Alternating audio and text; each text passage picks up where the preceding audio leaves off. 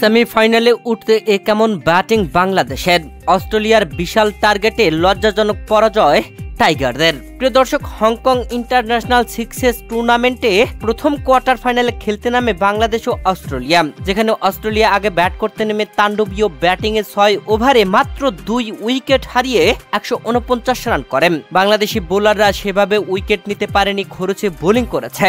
অস্ট্রেলিয়ার দেওয়া 150 রানের লক্ষ্যে ব্যাট করতে নেমে সেমিফাইনালে ওঠার লক্ষ্যে বাংলাদেশ শুরু থেকেই পরপর উইকেট হারিয়ে বিধ্বস্ত হয়ে যায়। অধিনায়ক আকবর আলী এদিন জ্বলে উঠতে পারলেন না। আর বাংলাদেশের লজ্জাজনক পরাজয়, যেখানে বাংলাদেশ 95 রান করে অল আউট হয়ে যায়, মানে ওভার শেষ হয়ে যায়।